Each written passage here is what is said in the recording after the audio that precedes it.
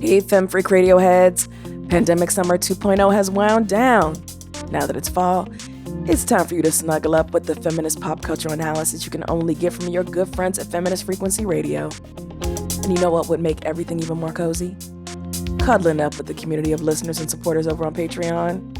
Subscribers get early access to new episodes, bonus content, merch discounts, listener polls, and the occasional surprise treat. But when you sign up on Patreon, you won't just be supporting our feminist media analysis. You'll also be giving real, tangible support to our incredible games and online harassment hotline, which is our free, confidential, text message-based emotional support hotline. Head on over to patreon.com/femfreak to sign up now. We're going from the navigators are a giant fucking space worm in a moving fishbowl. With tiny little T-Rex arms. To these people in helmets? Yeah. They're so fundamentally altered by the spice. You had $1 billion to make this movie, and you couldn't give me a huge space worm with like a vagina mouth? Welcome to Feminist Frequency Radio. This is the show that asks you to be critical of the media you love. I'm Anita Sarkeesian, and I'm joined today by the queen of the worm people, Ebony Adams. Oh, Anita, do you know how hard it was for me to type that into the script notes? I actually, so we'll get into this, but I didn't know anything about Dune, and there's worms in it, and Ebony, you voluntarily watched this shit. I was like, what the fuck? Do you need help? Are you okay? Right. And the fact that you now know that I have watched and read so much about Dune already, like what, Jordan, the thing is, worms are the thing I'm most terrified of in life. Like, wow. I would rather eat a bowl of scabs than touch a worm. So does the scale of the Dune worm change things? Exactly, because it's not, apprehensible as a worm, It's now a monster. It's not worm, In case you didn't guess, today's episode, we're discussing Dune, which hit theaters and HBO on October 22nd. You inherit too much power. You have proven you can rule yourself. Now you must learn to rule others. Something none of your ancestors learned. My father rules an entire planet. He's losing it. He's getting a richer one. He'll lose that one too. I am so excited for our guest, JORDAN CRUCCIOLA. Hello. Yes. Hello. What's Thank you up? so much for having me. Writer, producer, permanent podcast guest to everybody. And yet this is the first time you're on FFR. I know. Right? So That's a question best directed at Anita, I think. I know. It is directed at Anita.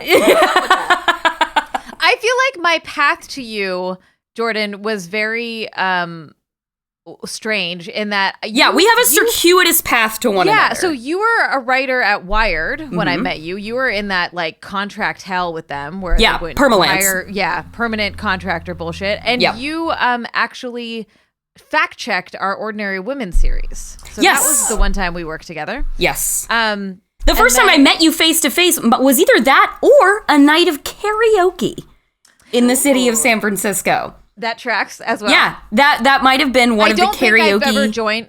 Oh no, okay, whatever. Who cares? Nobody gives a shit about this. But and then that was it. We worked together the one time, and then I was listening to a podcast about Promising Young Woman because I'm fucking obsessed with that movie, and you were on it, and I was like, whoa, you make a really good guest. I consider this an entertainment and information medium, and I seek to maximize both of those aspects whenever I'm a part of a podcast. So I just hyped you up, so you've got to live up to this. No, great. It's great that I feel like it's great that I need to live up to that because I think I'm gonna, when we talk about what brings us to Dune, I think I might have a unique distinction among most people. Like, there's a small sect of us. There are dozens of us. But I am one of those. Were you raised among the Fremen? I'm a Lynch-Dune-stan. Yo! Oh, okay. People of Earth. Okay. Oh, sorry. You all need to see. I gotta screenshot this shit because what in the fuck? Yeah. You gotta look at the show notes for this picture.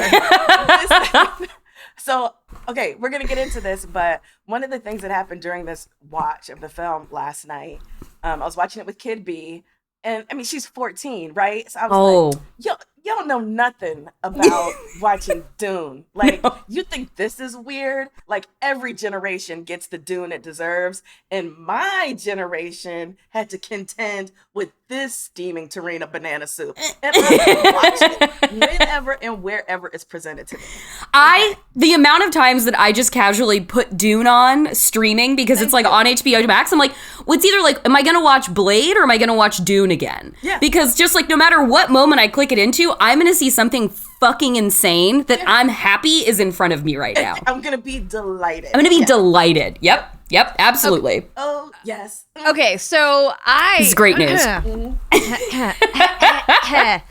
don't know fuck all about Dune. Like, Okay. I didn't know anything. I didn't even know there was a movie. I knew it was a book, probably sexist. I just made the assumption, like old SF, probably racist. I don't know. I had no interest in going back to learn about it. Even when I heard a movie was being made, I was like, I don't know, like just so sliding off my back. I don't know what the metaphor is there. And then Ebony was like, let's talk about Dune. I was like, seriously? And I was like, all right, fuck it, whatever, let's do it. So I went into this movie knowing nothing. I can't even imagine what that must have been like. No, I truly can't either. Knowing Lynch-Dune is like knowing a shadow of Dune, so I can't imagine, like, but I think that shadow did help inform my experience, so coming in with no shadow whatsoever, I think I would have been lost a little bit. I didn't even fully watch the trailer. Like, and I do this sometimes where I'm like, whatever, it's just a thing. I'm going to watch it anyways because everyone's going to watch it. Yeah. So, okay, I watched it last night. I really, really wish I saw it in the theaters, and I knew that was going to be the case. I just literally could not get to a screening this weekend. Yeah. And so I knew I was going to be disappointed in that regard. But then this morning I woke up, and in my quest to be a better podcast host, because I've been sorry, you all know I've been phoning it in. So I've been the last 3 episodes, I've been really trying to do my fucking homework. I on my bike this morning when I was working out started watching the Lynch version of it. It was like, okay, I see what's happening here. And what I find so interesting, and did you get to sting as Fade Routha? Oh, yeah, I fucking did. Yeah! I sure did. Yeah! Oh, man. I was like, so first of all, Patrick Stewart in this era not being Picard fucks with my brain. Oh, yeah. Just fully. So good. Like, just... And then Sting, that was a huge shock to me. But what I found interesting, so I've only watched half of it. I watched a little bit this morning and a little bit over lunch, so I haven't finished it. But what I found so interesting is how similar the new one is to this, not aesthetically but narrative, like the choices. No, I was shocked in the narrative beats. Yeah, almost one for one, and I was like, wow, you didn't take any very, very minor liberties to smooth it out, but it was kind of one for one. That was really surprising to me as well. It was to me too, but I think you don't go in to an adaptation of Dune and try and reinvent the wheel, because there's so fucking much there. But I think it is crucial, if your audience is to have any kind of understanding, that you kind of build upon what pre-exists, right? So I think the Lynchian version, as absolutely just batshit as it is, works in giant quotation marks. Agreed. And trying to condense this massive piece of what the fuckery into a 2.5 hour. So it's like Lynch did the pre-work of figuring out how to make this a digestible story, right? A little bit. Yeah, and I mean, you still get what you're gonna get, and there's no way you can. I mean, you talk about smoothing out the narrative. It's impossible. This is I'm going to be rendered even more speechless throughout the course of this episode, because it is just not possible. The text itself is banana pants. You can't make a regular movie out of this. It doesn't work. It does not exist. Have you read the book, Jordan? No, I haven't read any. I haven't read any of the books. I haven't seen, which I've heard some people be like, actually, it's the best version of it. The two early, like year 2000, I think, miniseries that they did on it. I haven't watched that, but I know it gets the chance to kind of go further into it. So, but like my primary Dune text is David Lynch's Dune. Absolutely. Which is probably the case for a lot of people, right? Yeah. That was probably the introduction to it. Yeah. It's such a, from everything I've been told about, like and you hear the sort of lore of its unadaptability and the density of the text and making it something like, is this an unadaptable, is this an unfilmable project? Like, I think that to me is why I enjoy the Lynch Dune so much when I hear about it in the context of the literature, is because it's at least maximalist. Yes. Like, it is at the very least doing the most. And if we weren't ever going to get Jodorowsky's Dune, which if you haven't seen that documentary, Anita, I would recommend Jodorowsky's Dune, the Mexican filmmaker Alejandro Jodorowsky, who's like a avant-garde. He's possibly also a bad man of like cinema history, but like experimental Mexican surrealist filmmaker. He had a whole concept for like, he was gonna do Dune, and he put together this like legendary lookbook for it. Like he talked to Mick Jagger about playing Feyd-Rautha. Like he approached Jagger and like kind of had a verbal commit from him. He worked out elaborate concept art with H.R. Giger. Like to do like the Harkonnen world and stuff. So he had this like obsessive, like the ships were like brightly colored and patterns and plaid and patchworks of different contrasting power clashing prints, and like it was insane. And of course he never got to make it. So like that to me is the ideal Dune. There's a documentary about not making this thing? There's a documentary about not making Dune called Jodorowsky's Dune. And so like for me, I just want to see a movie that's going to do the most. And to me, that's its metric of success. So for me, the Lynch Dune still succeeds more because it did the most. Yeah. Okay, so let's get in. I want to unpack this movie. I'm so fascinated by all of these perspectives that we are bringing into this thing that is very loaded in a lot of ways. Yeah. Ebony, since this is your baby, do you want to intro us? Sure. Okay. The wait is finally over. Nerds. Denis Villeneuve's take on Frank Herbert's hugely influential science fiction text Dune has arrived, and it is something. Set roughly 20,000 years in a feudal Orientalist fever dream of a future, the film focuses on the galaxy-shaking events when the Atreides family takes over the occupation of the desert planet Arrakis from the villainous Harkonnen family. I'm going to stop right here in the intro to say I will be using pronunciations from David Lynch's Dune.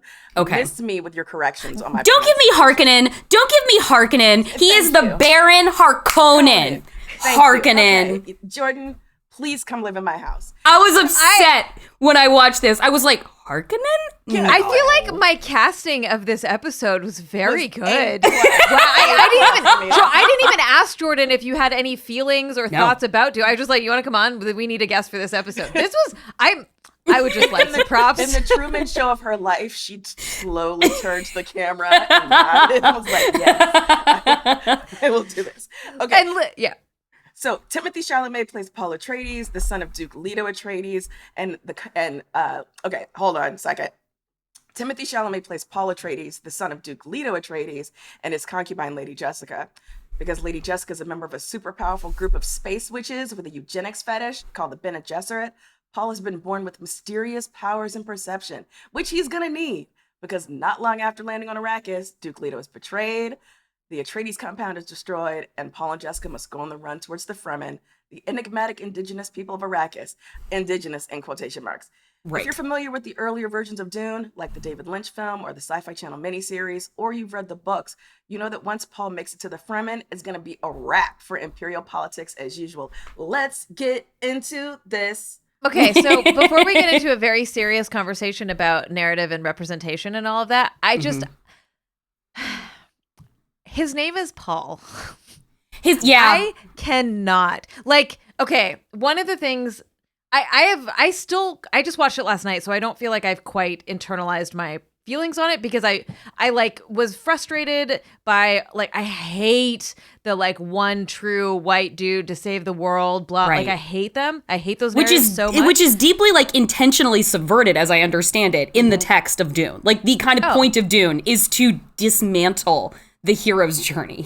Interesting. It is, and yet it's one of those situations in which a narrative's project sometimes is too ambitious for the audience that consumes it, such that many of the things that it tries to do, and I by no means want to, make apologies for some of the fucked up shit Dune does, but, I do think some of the things, within like its kind of larger narrative project are just, unsuccessful in terms of any kind of lasting impact. That's not what people take from it. I love that it's you not. all said something very intellectual, because my whole point is that every time I was like slowly getting sucked into the story, and then they'd be like, Paul! I'd be like, what the fuck? Why is this the name? Also, like, partly because Timothée Chalamet, I think, was fucking phenomenal in this. Like, I think he is so charismatic, and like the interiority of that character, like the compare and contrast of like, you don't need VO bullshit on this, right? Like, you can see it on his face. So every time they said his name, I was like, oh fuck, I'm like bounced out of this movie again.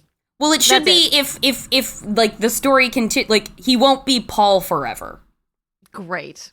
He won't be Paul and forever. Jessica in the year 10,000. It's the year 10,000 post Butlerian Jihad. I'm gonna drop a little background on you. Yeah, I think this is very important context. So Frank Herbert's Dune comes out 1965. Dude writes, I think, 5 sequels, but there are a million billion post Frank Herbert sequels and prequels written by his son, Brian Herbert, which like no one will argue that the quality on those is just like vastly inferior to the Frank Herbert ones. And also the Frank Herbert ones are pretty much garbage, after a certain point as well. But the thing that, like the necessary context for this film, excuse me, is that at a certain point, humanity goes to war against sentient AIs. AIs have become self-aware. And over the course of long years, humanity fighting this war, once the war is finally won, determines that all computers, all thinking machines as they are called, are to be outlawed on pain of death. And so this is why you see like mentats, which I'm not sure that we actually learned that what Dr. Yue is a mentat, or no, we do not learn that. Or Peter DeVries is a mentat, like what that is. These are essentially human computers. Yeah. The Spacing Guild, which is given just like a glancing reference in this, are humans whose DNA has been so radically transformed by the spice, they are able to fold space, and that's what allows interstellar space travel. So it's 10,000 years post the Butlerian Jihad. It's it's called literally a holy war. And this, religion springs up around the elimination of thinking machines. So it's 10,000 years post that, but it's 20,000 years roughly from now. Just want to nerd out on that. No, I think that's so important, and I wish I liked the intro in Lynch's Dune by Baby Virginia Madsen. I thought it was more useful than the Zendaya Chani intro in this one, but I think both of them, why do you skip over that? Like, that's such a fucking great prologue. Like, give us a Star Wars crawl. Exactly. The year is 10,000 something. It has been X amount of time since the jihad. Like, explain this. Like, let us know that when you're mentioning these great houses, like, why they exist, what they spring from. Like, we know the Atreides and the Harkonnens are at odds with one another, but, like, we don't know from whence they came. Like, tell us that this is fucking cool shit. Exactly. Give us a voiceover. Give us exactly what you just said. But Zendaya. This is from Baby Virginia Madsen, Princess Irulan, right? Who is the daughter of the Emperor. Also, we don't get the Emperor in this. And the Padishah Emperor is one of my favorite parts of David Lynch's Dune. Whatever. And he's the guiding hand of essentially of everything that's going on in this narrative. So I was bummed we didn't meet the Emperor. I know we meet like an emissary of his. And I was like, wait, we're going from the Navigators are a giant fucking space worm in a moving fishbowl with tiny little T-Rex arms to these people in helmets? Yeah. Like, they're so fundamentally altered by the spice and they turn into a giant space.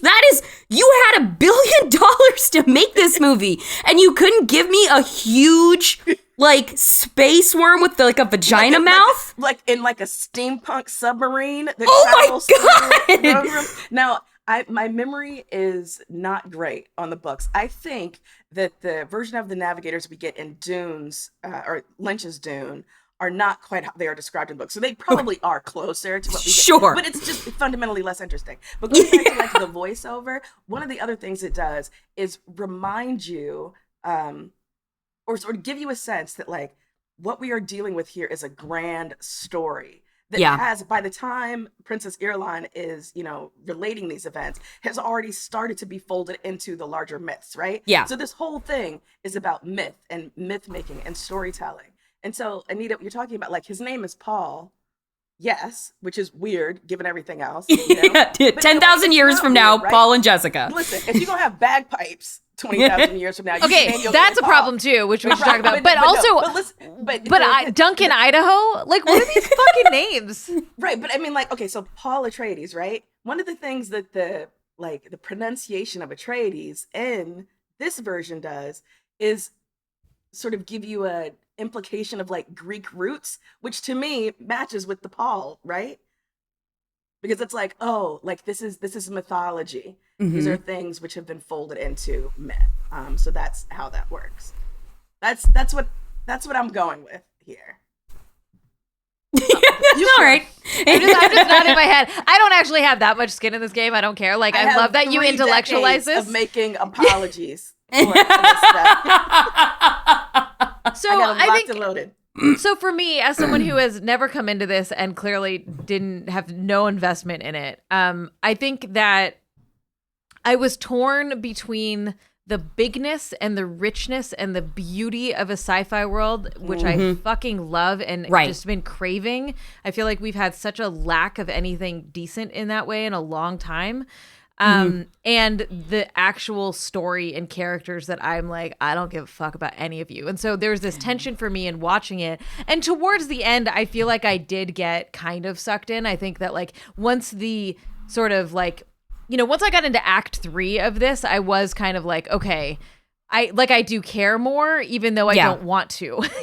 So some of the struggles are kind of what I was getting at before. And I'd love to hear you all unpack the bits that are contrary, but the benevolent colonialism was just, I couldn't get over it, right? Like they set this up in a way where, you know, you start with Zendaya's character who's basically in a fucking like fashion magazine commercial the whole movie where she's just like flowing in and out. And she's just doing over the shoulder looks into the camera with lens flares. Yeah. But so she sets this up, I think, which was really important, because she's just like, we are important here. We are the important central figures here, even though you're not going to visit us or talk to us for a long time. And was like, you know, who's the next oppressor going to be? Cut to Paul, right? Yeah. Cut to these imperialist whatever. But my problem with this is that you still, I mean, Oscar Isaac, who played Rebecca Ferguson, Timothy Chalamet, like, they're fucking great.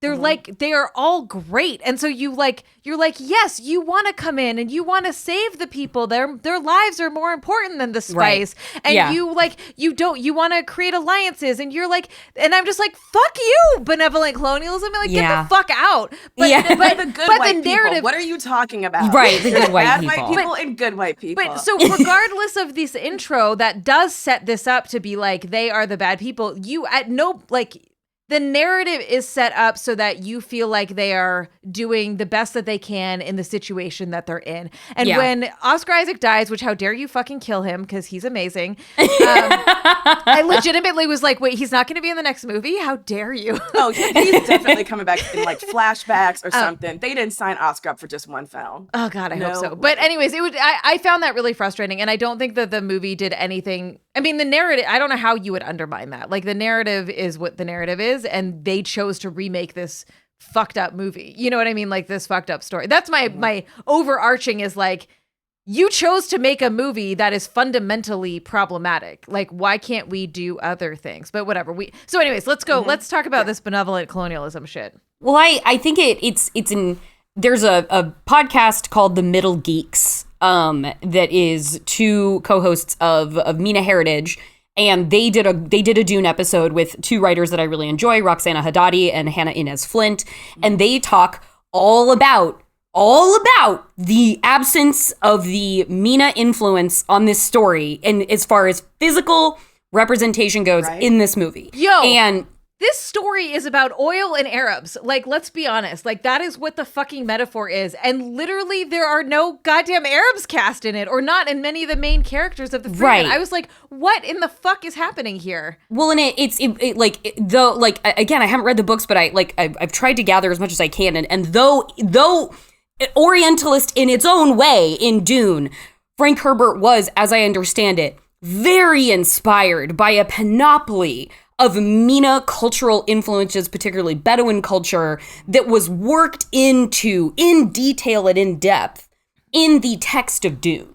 And so you're taking like what it surely has like an Orientalist foundation. It's written by a white man in the fucking 60s that's gonna like bring its own problems with it. But then you bring it forward into now when we can say, hey, look at all these cultural influences and this amalgamation of MENA cultures brought into this to make what is clearly the language used here, the terms for deities and for prophets. Like it's so infused with so like Persian culture, Arabic language, like there's so much of it there that it's like, wait, we had our fucking shot in 2020 something, whenever you're making this, to like right that ship.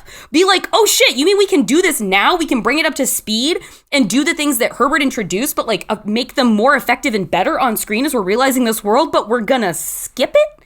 Like, fuck that. And like, I can't speak well to this and I don't want to fuck it up, but I just know that the conversations I'm hearing around it, I'm like, wow, what a whiff in that regard, especially in the context of telling like a benevolent colonizer story. Like, yeah, shit. I don't know that there's a way to do it differently. And in fact, I kind of got to salute the filmmakers for being like, oh yeah, we're going to lean further into just reaching into a grab bag of cultural references and signifiers while not attaching them to any particular culture explicitly or any particular like cultural body specifically. Because if we do, it will become immediately apparent that we do not have the range to, you know, actually engage in this discussion. Because if in fact you present like various Middle Eastern and Arabic cultures as the Fremen, and then bring in the Atreides family, right? And present them as heroes of a sort, as more virtuous, as more pure, as more righteous, then you have a more clear, an even more clear white savior narrative. So it is safer, you know, to just sort of give people the language, give people certain names, you know, make references to things like, you know, jihad or holy wars or whatever, right? The fact that it's a desert planet, but not have any Middle Eastern or Arabic actors there, which is nuts to me. And one of the things that I love about visual science fiction is the way that like demographics, current day demographics are apparently replicated throughout the universe and throughout time. So it's like, oh, okay, so Black people are still 12% of the population on Arrakis, same way they are here in America. And nice. Where does Javier Bardem's accent come from? Please, someone, please explain to me that. I don't want to be that person who like nitpicks films and doesn't, you know, sort of just let this stuff wash over me. But I really am like, please let me know where these different races and cultures come from on Arrakis. You have to at least give me that. Well, and that's the thing is if they are all indigenous to the region,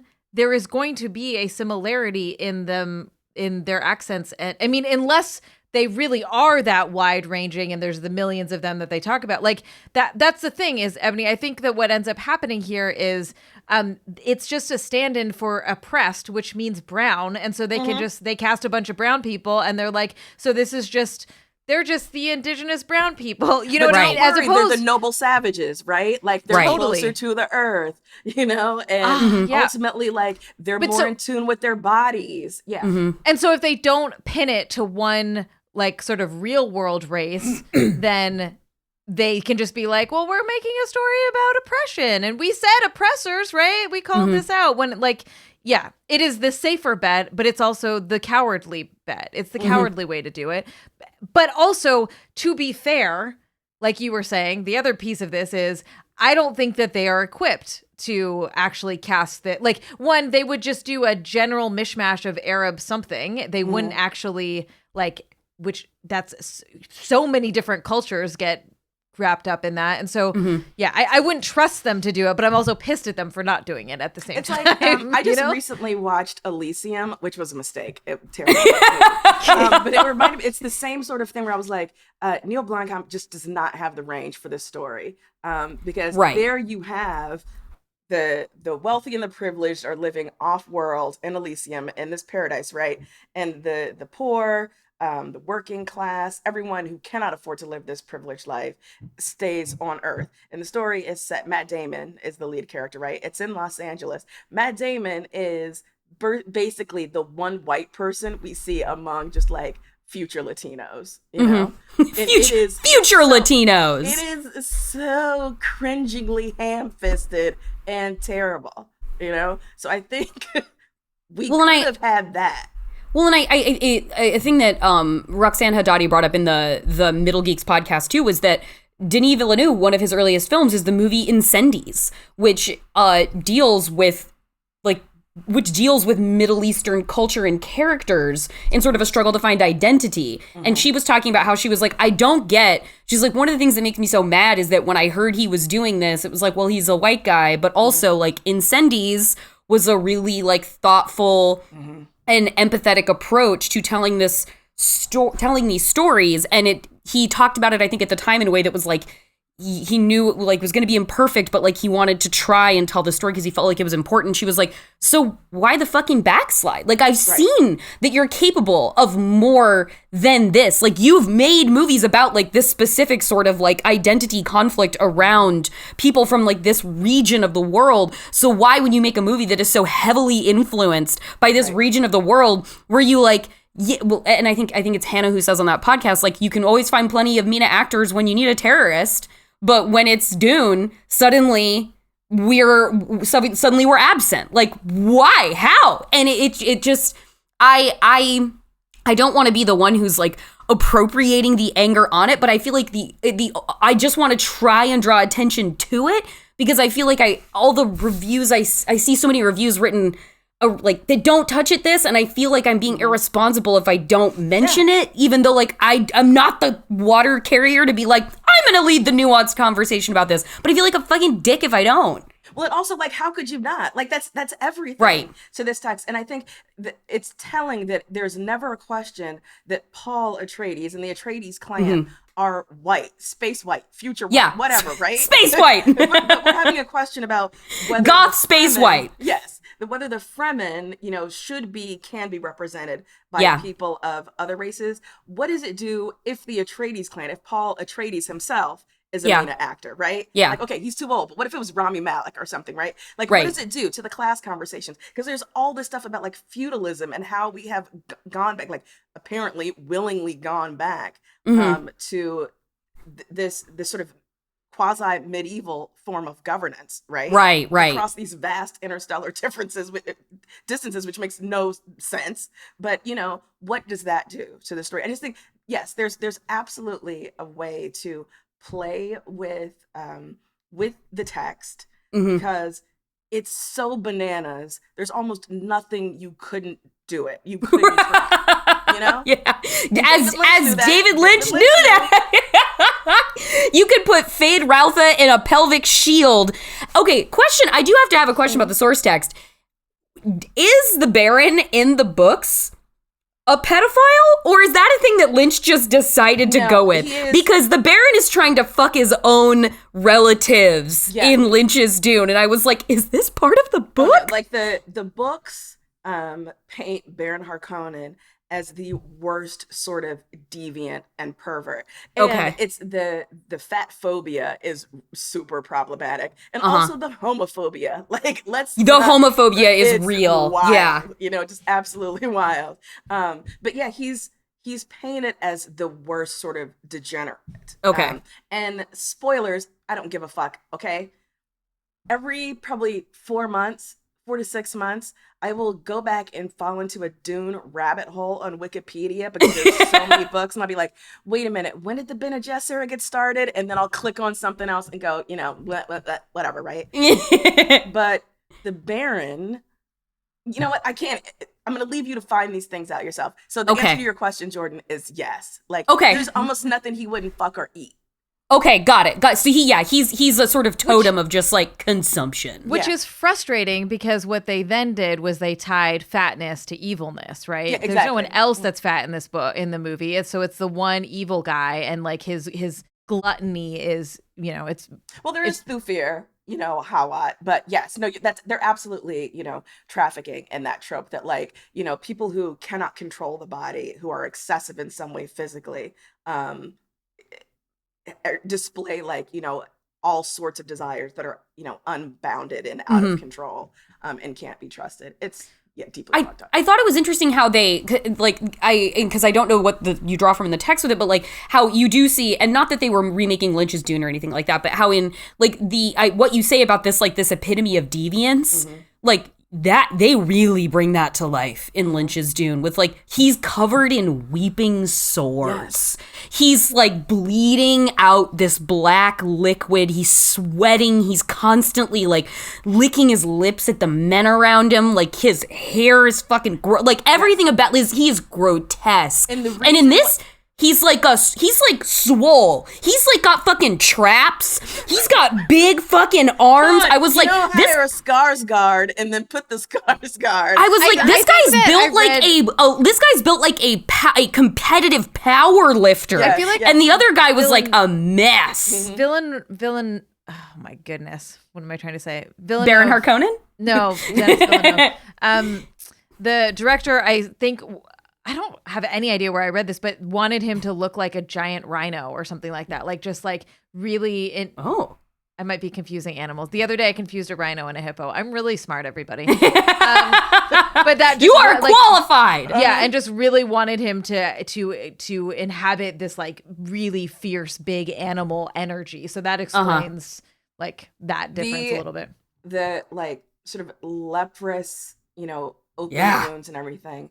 Those are also, from my memory, from the text, because the Baron, as a young man, was heartbreakingly beautiful. Oh. He was just like the apotheosis of male beauty. Got it. He is poisoned by the Reverend Mother, Gaius Helena Wallach IX.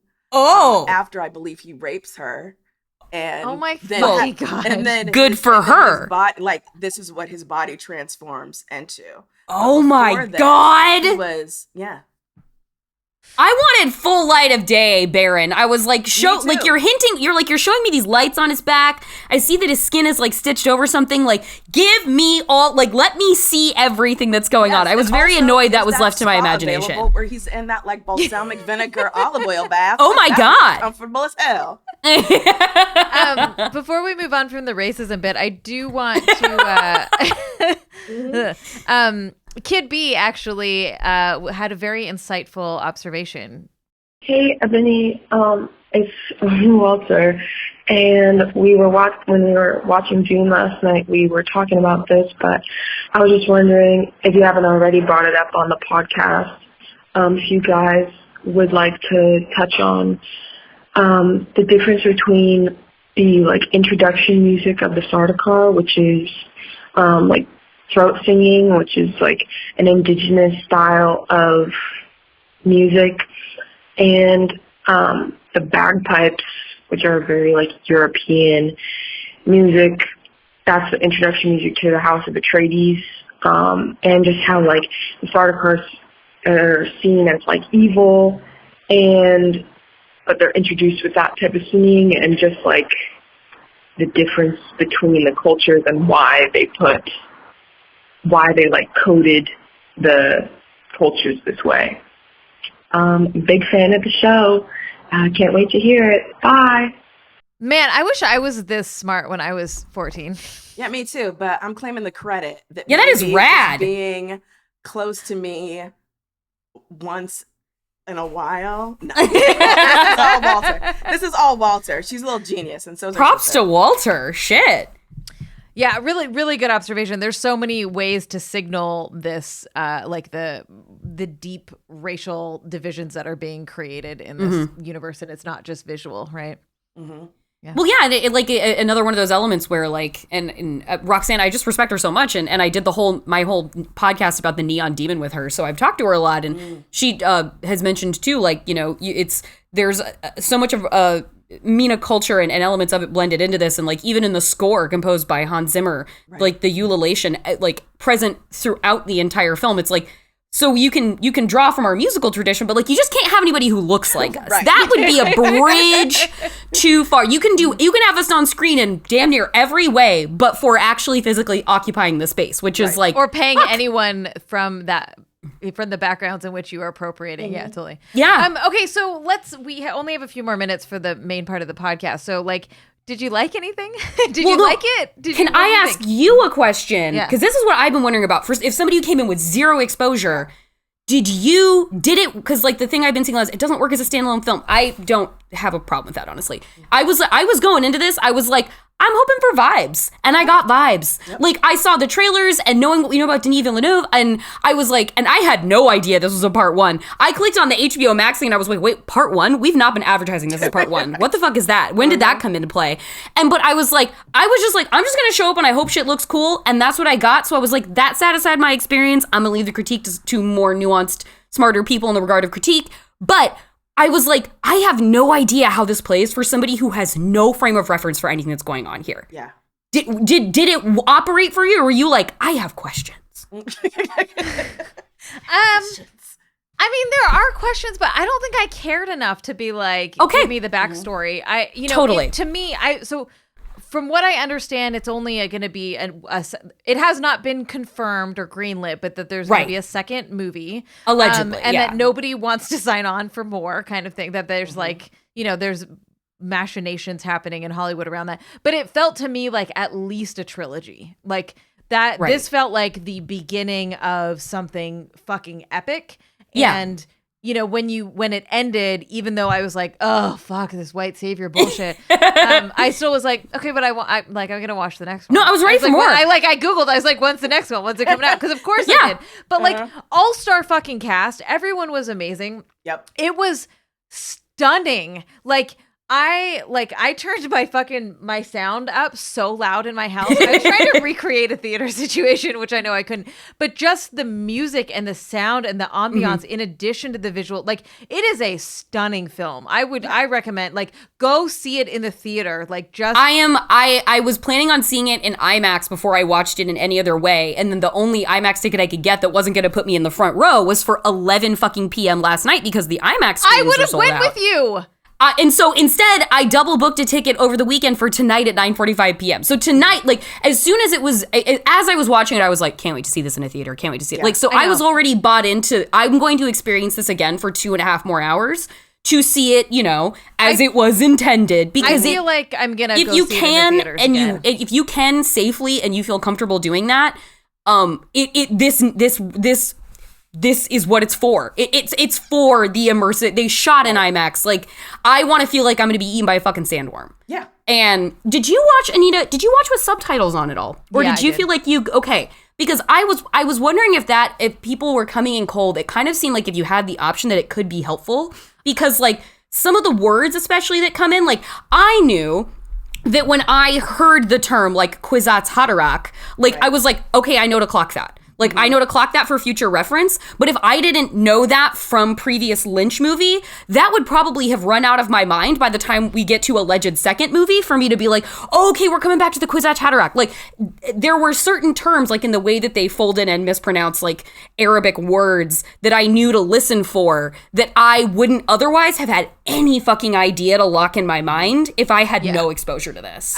Ebony and I generally watch with subtitles, watch everything with subtitles on. Good. But when it's something like this, I try to turn them off so I can take in the visuals. But I watched it with subtitles because I was like, this shit is gonna be all these fucking names, and I'm very visual, so I reading the names helped me understand. I think I would have been really lost, a lot more lost in the theaters. Yeah. Okay. I was just wondering about that. Yeah. So as fans of the Lynch, what what did you think of this? What were your reactions? Just overall. It's never going to take the place of the David Lynch It film for won't. me. I could go watch that right now. And in fact, I probably will have it on the background the rest of my workday. When Dune and when Denis Dune ended the other night, I immediately put on Lynch-Dune. The only reason I didn't is because I had to take Kid B home. So I got there is something about that version of Duncan Idaho, Bernie Halleck, Peter DeVries, like. Yeah. I can't. Brad Dourif as Peter DeVries, the Juice of Safu. Thank you. Okay, and also I didn't get a weird mumbling tangent about the Juice of Safu. Like, Yes. fuck you, man. Thank you. And also, like, we don't get nearly enough time with the Reverend Mother. Who No. is this just operatic figure of, you know, like manipulation. You know, like you don't get nearly enough sense of the maneuverings that the Bene Gesserit have been doing across millennia in this version. So I would love to see offshoot movies with just like her. Like there are so many interesting characters in this world that could be their own movie that I think would be so much more interesting. Well, there was supposed to be there's a Bene Gesserit series in development that has stalled. Yo, word, what? Because they announced that there was going to be like when they announced Dune, then they were like, and we're going to do a series, and it's going to be focused on the Bene Gesserit, and that has kind of, I think, since like in the way that, like, you know, the who knows of Hollywood. Also, give me that series. You can't mention that and then not give it to me. Also, like, this is so prime for a limited TV show, like limited series or a TV series, you know, like I feel like a movie is limiting, the movie timeline is limiting for this kind of storytelling, but whatever. I like the movie format for it. If it had been like a Lord of the Rings situation where they're like 3-picture deal doing it, Hobbit doing it, Hobbit, like the way they stretch that thin as gossamer to make those 3 movies, my fucking god. Like if they had come out of the gate and been like, we are investing in 3 Dunes, we're shooting, like cast is going to be on location for 2 fucking years. Right. and they're going to come back with tattoos on their feet. Yeah. And lifelong friendships. We are lifelong friendships. Like, we're doing it. I love the cinematic experience of it. And when I was watching it, I wasn't even mad about because I saw people like, it doesn't really even start until you're like 2 hours in practically. And I was like, I don't care. Like, I'm kind of with you a little bit, Anita, and like, I felt sort of so emotionally uninvested in everybody that I was just like, chill, man, cool, looks awesome. Like, and I, like, by the end, I had spent enough time with people to be like, all right, I'm with you. But it was only because it was a function of time spent. And look, I don't hate setup. Like, I love character development. So I was good with it. Like, I often like the first movies better than anything else because I like getting to know the characters and their relationships. I just didn't give a fuck. You just really need to know what happened with Batman's parents. You just really need to know what happened with Batman's parents. The problem, though, with the firsts are that they are always super exposition heavy, and I hate that. So how do you navigate, like, character development and not be like, here is the entire world building lore, right? And I think what happens is I don't know, I can't speak for most audiences, but I think that a lot of people just love the action. And so I think directors and studio notes are often like, just get to it, like get to the action. And this, like, you know, had a lot of that, but it didn't feel like we got into like the heart of the story until the end of it. Yeah. Well, and when you do it that way, you miss Princess Irulan and her Chronicles of Muad'Dib, or you miss Galadriel setting things up for us in Lord of the Rings. And I'm going to tell you that those are the only 2 space princess fantasy elf princesses that I will ride and die for. So, and on that note, I did want more of a sense. I have to say, I did want more of a sense of like there being life on Arrakis, which I feel like I've also seen people like who are only familiar be like, what the fuck is a dune? Dune is Arrakis. Right. Dune is Arrakis. And so, but like, like we see the entire, like, we're introduced to this huge main city that like, we see people welcoming, quote unquote, like the Atreides when they get there off their ships that look like amazing giant moving stone castles. But like, then there's like, we never see the movement of the city. Like we don't, it just looks like, it looks empty. It looks abandoned. It looks like you would go find ruins in a desert city somewhere in that region of the world. So I like when it's blowing up at the end, I was like, well, good thing there's no people in there. Yeah. Otherwise I'd worry about this. Yeah. But like these are just a bunch of empty fucking stone buildings. And the only people who live here are the Atreides and the people and the Fremen who live in like tunnel cave systems throughout the planet. Right. But this city, empty. Yeah. Nobody's here. Right. Yeah. I got no sense of that, even as I was getting such an amazing scope of the universe in this movie. Yeah. Carolyn, bless Carolyn, rip Carolyn as a podcast host. Her Letterboxd review said she talked a little bit about how the difference between the interiority of the actors or the characters came out in Lynch's with actual VO, and in this one it wasn't. It was like through the character performances or the actor performances. And she writes, I think the result is a film that feels both epic, not just epic, but truly vast in a way its sense of history stretches backwards and forwards and out in all directions, and intimate. Which I thought, like, you know, fucking Carolyn's brilliant. All right, I'll link. I don't know. Can we link Letterboxd reviews? I'll link that in the main. And we'll also link all of the episodes that Jordan referenced as well, because I selfishly want to check those out. Me too. Yeah. Stay tuned. We'll be right back with some Freq Outs. Hey there, podcast family. While you're enjoying the show today, why not head on over to Patreon and sign up to be part of the crew that makes the magic happen? That's right. When you become a subscriber, you offer us the help we need to keep making the show. So moonwalk on over to patreon.com/filmfreak and sign up today. And now, back to the show. What's your freak out? Now it's time to talk about I really enjoyed that conversation. I just want to say, I'm sorry. Sorry, I didn't mean to cut you off, Anita. That's all right. Now it's time to talk about what's been thrilling us, moving us, upsetting us, or infuriating us this past week. Jordan, what do you got for us? What are you freaking out about? This will be very on target. For anybody who knows me, this will make a lot of sense. And for anybody who doesn't, this is a good introduction to me. I am fully hung up right now on the Amazon Prime TV adaptation of I Know What You Did Last Summer, which is, it is a mess. And I am having an incredible time, watching this like episodic turned like take on I Know What You Did Last Summer. It is like we are Gen Z, we are teens, and we're having sex and it's dangerous and there's murder and the performances are solid. It is super queer. The writing is like, if you guys like Pretty Little Liars, you will like this show. And if you didn't like Pretty Little Liars, you will think the show's the fucking worst. So like I would like if you are in for the madness and like the careening logic of Pretty Little Liars, you'll be like, oh, I Know What You Did Last Summer is totally my jam. So and I think too that one of the things that I really actually like about it in a substantial way is that so many remakes and so many IPs are put out there to traffic in like our nostalgia as original term viewers. But this one, like, in changing its setting and changing so much about it, it doesn't actually feel rooted in my nostalgia at all, and I really appreciate that. Like, it doesn't feel like, hey, 36-year-old, how you doing out there? Like, it really feels like it wants a new audience. And if that would be more of an inspiring drive in behind, like, greenlighting pre-existing IP, I would be super happy about it. Like, kill my darlings. Kill my fucking darlings. I can watch the original things when I want to feel that way again. Otherwise, give me something fucking new. So, props to the show for that. Great. Did you watch the movie, Ebony? No. Yeah, I didn't either. I don't know anything about any of it. I'm just like, how did they make a TV show out of that movie, even though I'd never seen it? So I'm jumping to all of these conclusions. Oh yeah, it's the thinnest. Your description framework. also made me think like Riverdale, like CW style kind Very of. much. Yeah. That stuff so much. Yes. No, I don't.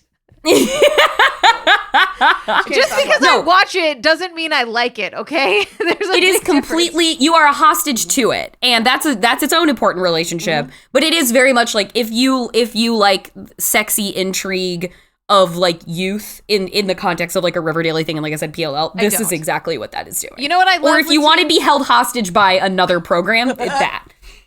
I do not. I will not even give it a try. But I'm sure many of our listeners would. I'm getting a little. I think Ebony, you're the one that's like don't like teen dramas, and I'm starting to be like, yeah, I kind of agree with you. Except like Sex Education was fucking like that is a teen drama that I'm like, and People comedy, have been- that's amazing. People have been raving about it. Like, it seems like it's just getting better and better. It is. Every season is solid, and it's like the showrunner really, really knows what this show is in a way that is inspiring to me, in that like you can keep the consistency of the growth and evolution of these characters and not bottom out in a way that a lot of programs end up doing. So, I mean, I've already freaked out about it, but when I think about teen stuff now, I'm like, but that's the good one. Right. Yeah. Yeah. Which is a totally That's what I've different, heard. It's a totally different type of story, but just phenomenal. I don't really like previously I had gone through like really depressive episodes where I will just like aggressively binge really bad shows like Arrow or Riverdale, and then when I'm done being depressed, I'm still stuck and I can't get out of fucking finishing it. And so that's when I watch 6 seasons of Arrow or however long that show was, and it's not good. And the whole time I sit there being like, I hate this. This is so bad. But I just can't. So anyways, that's what Ebony is roasting me about. The first person to send us that meme of what is his name? Stephen Amell. Oh, yeah. Arrow, that meme, like the guy crouching over the gravesite. Oh, and yeah. tag Anita in it, gets a cookie from me. You know what? You'll get a cookie from me if you send me gifs of the salmon ladder thing. That's the only thing I like about this show. God, is the yeah. fucking salmon ladder pull-ups, because that shit... Gosh, just got real high in here. It's like goals. It's everything goals. It's like personal goals, relationship goals. It's all of it. Salmon ladder? What? Yeah, it's a pull-up bar, except it has like rows, and so you have to jump and pull the bar up into the next row. Fling your body upward and raise the bar yourself. We've talked about this, haven't? Ebony. Okay, I must have blacked it out. When the podcast is over, we're going down a fucking rabbit hole together, and I'm showing you all this shit. Okay, and then I will counter with, there is this horrible movie called Supernova with James Spader and Angela Bassett. It's terrible, objectively terrible. But there is a moment where, first of all, like Lou Diamond Phillips, what? And James Spader, what? Both got super ripped for this movie. It was uncomfortable to see because I was not accustomed to seeing either of them in these fashions. Lou Diamond Phillips does a handstand push-up that is the most flawless thing I have ever seen a human body do. And at my most physically fit, that was the thing that I was training to try and do. And I was just like, man, I wish I could just do a fucking handstand. Like in Creed 2, there is, I mean, they both of them have good montage scenes, but in Creed 2, there's a scene where Michael B. Jordan is doing, I forget what it's called, but it's the ropes where you're just whatever that crazy rope thing is. He lays down into a push-up and jumps up and does the rope and then lays down, and I like literally rewind it. It's like 15 seconds, and I just watch it over and over, and I'm like, listen, fuck. Between that and Emily Blunt and The Edge of Tomorrow. Yeah. Who are you people? What are you? Why are you making the push up into just like the rising? Oh my god! Remember when our patrons did not choose Edge of Tomorrow when we had our choose your time travel movie? Suckers. What did they choose? Movie? I'm just saying. I do want to do an Edge of Tomorrow episode though. Maybe we'll have you back on to do that with us, Jordan. I would gladly talk about the Angel of Verdun at God. length. At length. Oh my god. All right. I will say there's one more thing I have to because it's just things get buried in the streaming shuffle. It also does happen to be on Amazon. But if you, ladies and gentlemen, if you love erotic thrillers and you miss the 90s. Ebony and I are like, yes, go on. The new movie, The Voyeurs on Prime is so 90s. Are you like a shill for Amazon Prime? Did you come on Apparently here I am. No, I'm just kidding. Apparently I am. I'm working on editing the episode now, but I have my movie podcast, my whole movie podcast, and I just had such a I like live tweeted the experience, and I like started at like the first tweet was like, I'm watching The Voyeurs and this better be trash. That was and the director saw that tweet and reposted it. So I was like, you fucking get it. Like, you know. He was like, watch this person watch my movie and hope it's trash. Oh. And I was like, would you like to do a podcast with me and talk all about your movie? And he did. And we talked about just like getting back to that like the sexy, salacious, erotic thriller 90s. This movie plays in that sandbox, and so if you too have been missing those kinds of movies, Jordan, you should watch this. Talk about Jade with me. Yes, Linda Fiorentino. Yes, utterly that shit.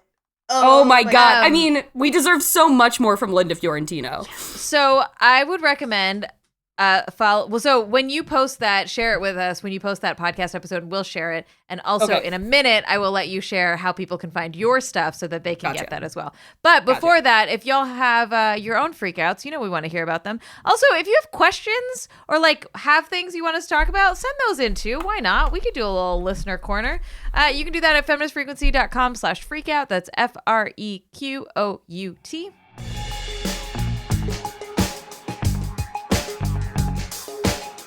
Thank you so much for tuning in to Feminist Frequency Radio. Jordan, you're a delight. Thank you for being here. Where can people find out more about you? I hope I delivered on you asking me to come on, and that I fulfilled what your hopes were for that. You can find me on Twitter at JORCRU, JORCRU, where I promote the podcasts that I do. I have my weekly disaster movie podcast called Disaster Girls. I have my seasonal horror podcast about the intersection between pop culture and horror cinema of the 2000s called Aughts Tyrion, like the Criterion treatment for Aughts horror movies. And then there is... That's so bad. I know, but it's the worst word, but if you spell it anywhere close to what it is, got that SEO. If you spell it anywhere close, even if you're a couple letters off, it's like, you must mean this. Yes, I do. And then there's also the whole movie podcast that I do, which generally comes in like mini-series format, where the first season we talked about Simple Favor, and we were lucky enough to get like Paul Feig and Blake Lively to talk to us.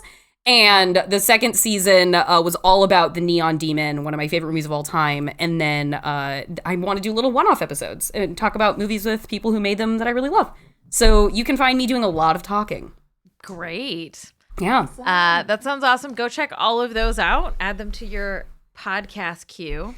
Mm-hmm. Next week, Ebony is going to be joined by Shauna Gray and another special guest, which is our code word for, we have no fucking idea who, but somebody. I know who it is. He doesn't know who it is. We're just sorting out scheduling, so I don't want to say his name. It's nobody famous. Don't get excited. It's not Oscar Isaac. He has not returned my calls. If you want Oscar Isaac to come on the one episode I'm not here, I'd be so fucking mad. Girl, listen, I would do that.